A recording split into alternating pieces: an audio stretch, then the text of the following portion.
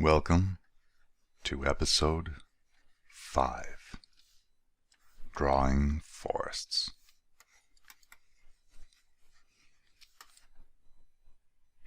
What we're going to do in this episode is draw those forests, and we have to decide on what type of trees to draw. First, the type of tree and the type of forest. Like the mountains, you can draw this in a variety of ways. Before we do that, I've been looking at this map and I want to make a change. Let me grab my pen. And it's a change to the coastline.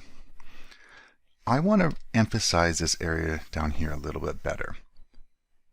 Sort of to imply that things have happened there. So let me zoom in here and I'll show you what I'm going to do. I'm going to change some of the islands around here. You know what I should do? I should keep that one there. Let me make a copy of this layer actually. So I'll keep the original just so I have it. And in fact, let's just make it more transparent. I'll turn it off for now. And let's change this island, some of that one. I know I want to change some of this island. And you'll see what I'll do to these in a second. All right. Okay. I'm actually going to change this one a little bit more even.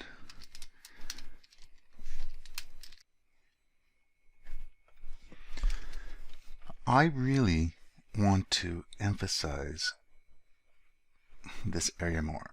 I'm going to pull this island out like this, and I want to show as if something really catastrophic happened in that area. And I can do that by drawing all these ruts and these crevices and these wiggly lines on this side. And if I do that to each of the islands, it'll almost look like there was an explosion and the shorelines got damaged over here. Even on these small ones, I want to do that same thing. And I'll zoom out and you'll be able to see. The reason I'm doing it at the beginning of this video is once I finish drawing the trees, I don't really want to have to erase all those as well if I've drawn them, along here. That's great. You can't do this too much later than this without having to make a lot of changes, especially if you've already colored. I don't like making changes at that point. I turn that off and look at it. Look, it looks like something devastating's happened in that area. And a lot of your attention now goes into it because your eye naturally looks at things that have a little bit more detail. I think that's much better. Okay, now I'm going to start talking about the trees. Just before I did the trees, I redrew this area one last time. There's something about it that I didn't like. I think it was actually a little too detailed. I'm much happier with this.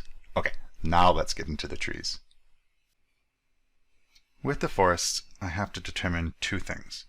Where to put them, and then what to make them look like. Let's take a look at the map as a whole and determine where we want them first. I'll do this on a new layer, and I know up here at some point, I'm not sure where, there's going to be an ice division. I'm going to say that the cold weather and winds come from the north, meaning that areas like this, on the underside, is a better place for forests and vegetation. And so I think areas something, maybe I'll put some forest like that.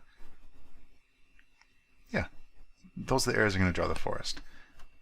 So I can hide those a little bit. That just gives me an idea where I want to put them. Now as far as what they're going to look like. Zoom in a little bit. Go to about, I think this is about the scale I want to draw this at. The whole time I've been thinking about what type of forest to draw, whether it's at I sometimes call them like a cloud looking forest where they're all together. You know, you've got the ones in the front and they kind of make it look like a puffy cloud. But I think I want individual trees. I have to decide on the size. These are too big, and the type. I'm going to make it a boreal forest since we're up north. And let's just try something approximately like that. They'll have trunks.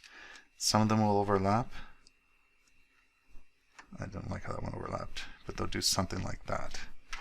And let's just zoom out to get a sense.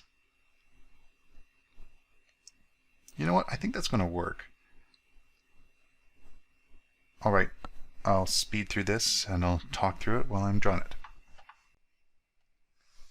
I quite enjoy drawing forests as single trees like this. It seems to be a style that I'm going to more and more often right now. Maybe it's a little fad I'm in. I also like, you saw those lines I drew in there. It really does help knowing where I kind of want those forests to end up being. Just helps make the decisions a little bit easier while you're drawing it. You can obviously change if you need to. I also like with this style overlapping a few of the trees. I think it just gives it a little bit of a interest. Sometimes I'll do like 3 clumpings. So 1, 2, or 3 is sort of what I decided when I did this.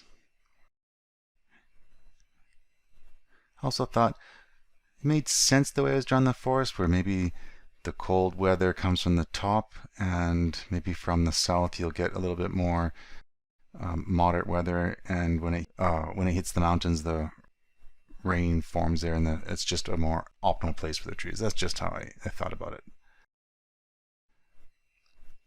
Zoomed around the island, and it's always important to zoom out just to see if everything's looking right. Now down here, if you looked over the left there, I actually drew in some lines there.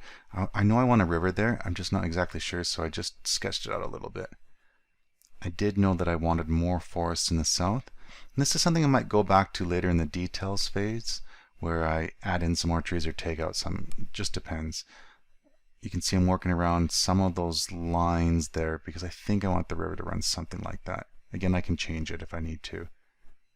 As you'll notice with all these steps, sometimes, well, they're all iterative. Some of them you go back and forth. Like the land, you kind of get locked into it a little bit earlier than other things, but you can move around trees if you need to.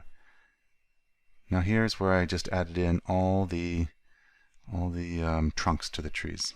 This didn't take too long, but I did, like with everything, go at a pretty, well, I zoomed through this pretty quickly in this speed run, but I did a pretty even pace actually, just to make sure that the trunks all looked about the same from the beginning to the end. But all in all, looking at this, I was quite happy with the result. I think this map's really starting to come together. That about wraps up video number 5. The next video will focus in on drawing rivers, or probably in this case actually drawing a single river. I don't think I'm going to have more than just one river.